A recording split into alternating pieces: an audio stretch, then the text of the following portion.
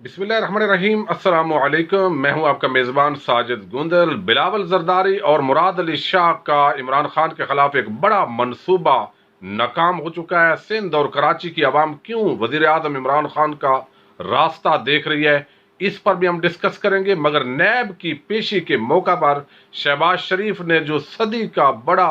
جھوٹ بولا ہے، وہ بھی میں اس ویڈیو میں آپ کے سامنے آگے چل کر ڈسکس کروں گا۔ اب ہم آتے ہیں تھوڑا کرونا کی وبا کے حوالے سے۔ جب یہ پاکستان میں آئی اور اس کے حوالے سے حکومتی سطح پر مختلف صوبوں نے اور وفاق نے پالیسی مرتب کرنے کا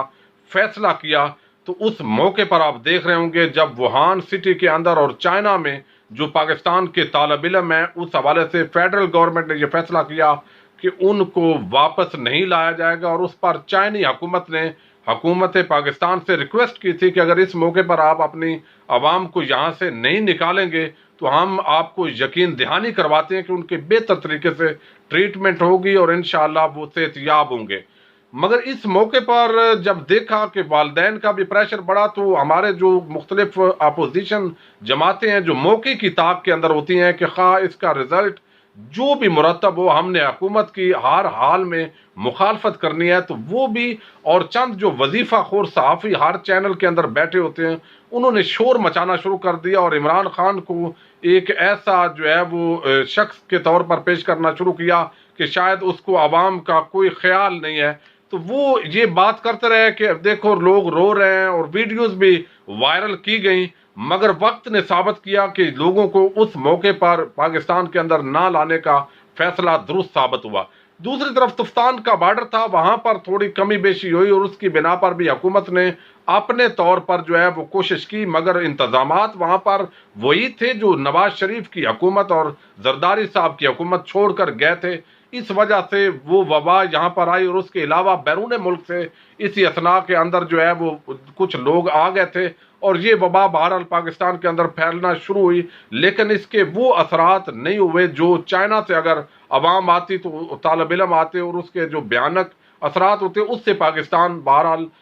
عمران خان کے ویژن کے تحت جو ہے وہ بچنے میں کامیاب ہو گیا۔ اب جو پالیسی وفاق نے بنائی، صوبہ پنجاب نے، خیبر پختونخوا نے، بلوچستان نے، اس موقع پر بلاول بھٹو جو تھا اس کا بلاول زرداری صاحب اور سندھ حکومت نے جو ہے وہ فیصلہ کیا کہ ہم اگر فیڈرل گورنمنٹ مشرق کی طرف سفر کرنے کا کہے گی تو ہم مغرب کی طرف مخالف سمت کے اندر پالیسی وضع کریں گے، اور ہم اس موقع پر جو ہے وہ وفاقی حکومت جو ہے اس کی اور باقی صوبوں کی جو کمزوریاں ہوں گی ان کو کیش کروائیں گے اور سیاست کے اندر بڑے ہیرو بن جائیں گے۔ یہ تھا منصوبہ ان کا، اور اس موقع پر کچھ ٹی وی چینلز نے اور کچھ وظیفہ خور صحافیوں نے ان کا جی بھر کر ساتھ دیا، اور چند دن کے اندر جو آپ نے دیکھا کہ مراد علی شاہ جو زیرو تھا اس کو ایک خود ساختہ ہیرو بنا کر اور لیڈر بنا کر پیش کیا گیا، اور ساتھ بلاول صاحب کا ویژن جو ہے اس کے بڑے چرچے ہوئے۔ مگر اس کا رزلٹ کیا ہوا؟ اب آپ ایک چیز آپ نے دیکھی ہوگی ان دنوں کے اندر، ان 2-3 مہینوں کے اندر، اگر آپ ریکال کریں اپنی میموری کو، تو سندھ حکومت یہ پتا چلا کہ صرف 5 افراد پر مشتمل ہے۔ ایک اس کے اندر پارٹی ہیڈ ہیں بلاول بھٹو، بلاول زرداری، یعنی بلاول بھٹو زرداری، ان کا نام لیتے ہوئے مجھے اصل میں سمجھ نہیں آتی کہ میں ان کو زرداری کہوں یا بھٹو کہوں۔ تو یہ ایک بلاول صاحب تھے، ان کے ساتھ جو ہے وہ مراد علی شاہ جو وزیر اعلیٰ ہیں سندھ کے، ان کے ساتھ مرتضیٰ وہاب، سعید غنی اور ایک ناصر شاہ، 5 بندوں پر مشتمل یہ سندھ حکومت کے علاوہ آپ چھٹا نام اگر ذہن میں لائیں تو آپ کو سندھ حکومت کا اس دوران نہیں ملے گا۔ تو پتہ چلا کہ یہ 5 افراد جو ہے یہ پوری سندھ کی گورنمنٹ جو ہے کروڑوں لوگوں کو چلا رہے ہیں۔ اب اس کے اندر ایک تو انہوں نے یہ بغیر پلاننگ کے جو ان کا منصوبہ سازی تھی انہوں نے لاک ڈاؤن کر دیا۔ 17 مارچ سے لے کر 1 اپریل تک جو ہے انہوں نے جو لاک ڈاؤن کیا، اس کا رزلٹ کیا نکلا؟ ایک تو کراچی جو ہے وہ معیشت کی ہب ہے، اور وہاں پر جو ہے وہ پورا ملک اس سے جو ہے وہ متاثر ہوا۔ اب اس میں شک نہیں ہے کہ اس کا جو حل ہے وہ یہی ہے، سوشل ڈسٹینسنگ رکھی جائے اور لوگوں کو احتیاطی تدابیر پر عمل درآمد کروانے کے حوالے سے سب سے بڑا اس کا حل لاک ڈاؤن ہی ہے، اس میں شک نہیں ہے۔ مگر جو پاکستان کی معاشی صورتحال ہے، اگر اس کے اندر آپ بغیر منصوبہ بندی کے ایسا کام کریں گے تو اس کے رزلٹ وہی نکلیں گے۔ ابھی میں آپ کو بتاؤں گا جو سندھ کے نکلے ہیں۔ اب دیکھیں آپ کے وزیر اعظم بار بار کہتے رہے کہ بھائی لاک ڈاؤن جو حل ہے اس کا، یہ میں بھی سمجھتا ہوں، فیڈرل گورنمنٹ سمجھتی ہے، باقی صوبے بھی سمجھتے ہیں، مگر آپ جس طرح یہ لگانا چاہتے ہیں بغیر منصوبہ بندی کے کہ کروڑوں لوگوں کو راشن کس طرح پہنچایا جائے گا، جو دیہڑی دار ڈیلی ویجز کے لوگ بے روزگار ہوں گے ان کو کس طرح جو ہے وہ حکومت مدد کرے گی، تو یہ ہم کیسے کریں گے، آپ کی کیا پلاننگ ہے؟ انہوں نے کہا جی ہمارے پاس بڑی پلاننگ ہے۔ مقصد ان کا یہ تھا بڑا کہ فیڈرل گورنمنٹ کی ناکامی ہوگی، ہم کامیاب ہوں گے اور لوگ اور دنیا اور انٹرنیشنل میڈیا ہمیں ڈسکس کرے گا، اور یہ ان کی جو خوش فہمی تھی۔ اب وہ اس حوالے سے اثرات اس کے کیا پڑے؟ اب پچھلے رمضان المبارک کے اندر جو اعداد و شمار آئے بزنس کے حوالے سے، وہ 60 ارب کا بزنس جو ہے وہ صرف کراچی کے اندر ہوا، اور اس کے اندر 10 ارب کا جو بزنس تھا وہ صرف جو دودھ اور بیکری سے ریلیٹڈ جو مٹیریل ہے اس کا بزنس ہوا، یعنی ریڑی والا ٹھیلے والا سب نے جو ہے وہ بزنس کمایا، اور گھر میں روزی روٹی جو ہے ان کے چلی، اور بیوی بچوں نے کھانا جو ہے وہ پیٹ بھر کر کھایا۔ اب جو ہے یہ نہ ہونے کے برابر بزنس ہو رہا ہے کراچی کے اندر۔ اور پھر آپ نے دیکھا کہ کراچی حکومت، اب دوسرا یہ تھا کہ کراچی حکومت کچھ ریلیف دیتی، بجلی کا بل تھے یا گیس کے بل تھے یا باقی کوئی یوٹیلٹی بل سے، جیسے واٹر کا ہو گیا، اس حوالے سے بھی کوئی مدد سندھ حکومت نے جو ہے وہ لوگوں کی نہیں کی، بالکل بے یارو مددگار بنا دیا۔ اور جو لوگ اس حوالے سے میڈیا پر بات کرتے ہیں ان پر بھی تنقید کرنا شروع کر دی۔ روٹی کپڑا مکان کا نعرہ لے کر کوئی منصوبہ بندی جو ہے وہ بلاول کی اس حکومت کی نہیں تھی۔ اب ہوا یہ کہ جو انہوں نے مدد دی لوگوں کو، وہ مدد کیا دی میں آپ کو بتاتا ہوں۔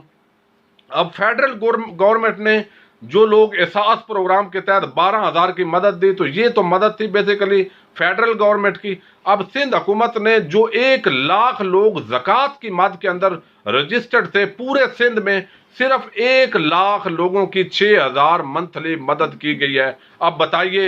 ادھر لاک ڈاؤن کر دینا، دوسری طرف بغیر منصوبہ بندی کے صرف 1,00,000 بندے کو جو ہے وہ آپ دے دیں اس طرح 6,000، تو اس سے کیا ہوگا، کیا گزارا چلے گا؟ یہ بغیر منصوبہ بندی کے سارا کچھ کیا گیا۔ اب لوگ یہ کہتے ہیں کہ عمران خان کو جلد کراچی میں آنا چاہیے تاکہ پتہ چلے کہ فیڈرل گورنمنٹ جو ہے وہ کچھ کرے، جو انہوں نے کیا ہے مزید اس کے لیے کیا اقدامات کیے جا سکتے ہیں۔ اور سندھ حکومت کے حوالے سے تو اب لوگوں کی یہ رائے بن چکی ہے کراچی کے اندر اسپیشلی اور حیدرآباد کے اندر کہ ان سے الطاف حسین اور جو گورنر عشرت حسین تھے وہی اچھے تھے، کہ جب وہ دیکھتے تھے کہ یہ حکومت انتہائی نالاکی کے گڑھے میں چلی گئی ہے تو کم از کم وہ این جی اوز کو، کچھ اور لوگوں کو متحرک کر کے کچھ ایسے سٹیپس لیتے تھے کہ لوگوں کو اس سطح پر نہیں جانے دیتے تھے۔ اب آپ اندازہ کرائیں کہ ان کے مقابلے کے اندر دہشت گردوں کی جو حکومت تھی، جو مافیا کی، بڑے مافیا کی حکومت تھی، اس کو بہتر قرار دیا جا رہا ہے، اور لوگ وزیر اعظم عمران خان کی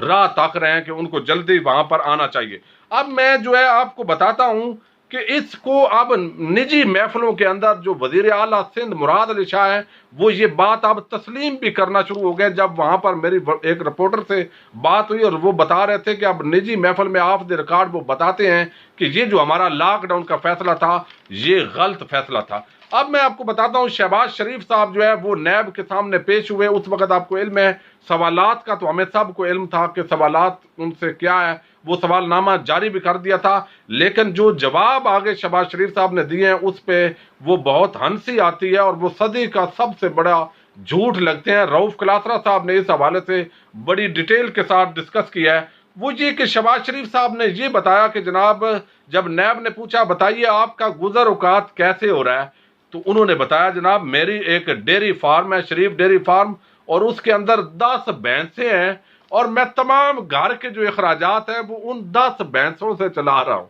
اب یہ جواب انہوں نے نیب کو دیا ہے اور اس پر وہ بڑے ہنسے ہیں، بڑا ہنسی مزاح چلا ہے کہ یہ آپ کیسا مذاق کر رہے ہیں، یہ تو ایک عام چھوٹا کاشتکار ذمہ دار بھی جانتا ہے کہ 10 بھینسیں اگر رکھی جائیں تو اس سے کیا کچھ ملتا ہے، اور اس پر جو ملازم رکھے جاتے ہیں جو اس کی ریکوائرمنٹ ہے، اور وہ اس حوالے سے آپ کو کیا انکم ملے گی، اور اتنا جو آپ شاہانہ پروٹوکول اور یہ تماشے جو آپ کے نظر آ رہے ہیں تو یہ 10 بھینسوں سے تو چلنے والے نہیں ہیں۔ اب انہوں نے پوچھا جناب پھر آپ کو 1 کروڑ روپیہ تو ہو جاتا ہوگا ان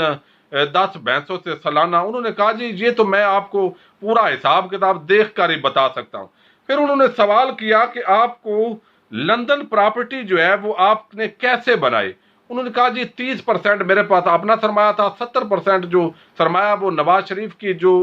बेटी हैं इस्मा डार, जो अब इसहाक डार की बहू हैं, वो उनसे 70% लिया। उन्होंने कहा जी उसकी ट्रांजैक्शन बता दें, वो पैसा कैसे ट्रांसफर हुआ लंदन में? उन्होंने कहा जी 70% वो पैसा मुझे वही लंदन से मिला, और मजीद डिटेल लेनी है तो आप इस्मा बीबी से ले सकते हैं। फिर उन्होंने सवाल किया कि बेगम नुसरत साहबा जो है 2002 के अंदर उनके असासे जीरो थे, तो ये 25 करोड़ की प्रॉपर्टी उनकी कैसे बने? उन्होंने कहा जी आप बेगम नुसरत साहबा को बुला लें, वही आपको जवाब दे सकती हैं, मेरे पास तो इसका कोई जवाब नहीं, वो खुद मुख्तार है और आज़ाद है। अब वो मसलन इस तरह का जुमला तो मैं नहीं बोलना चाहता। बहरहाल उन्होंने कहा कि बताइए जनाब आप जायदाद जो है आपकी कैसे तकसीम हुई? शहबाज शरीफ साहब ने कहा कि मुझे एक शुगर मिल जो है वो विरासत के अंदर मिली, और फिर नैब ने काउंटर क्वेश्चन किया कि बताएं फिर आपने 14 कंपनियां ये कैसे बना ली? उन्होंने कहा जी ये सवाल का जवाब भी मेरे पास नहीं है, ये जवाब आप मेरे बेटे सलमान शहबाज से पूछें।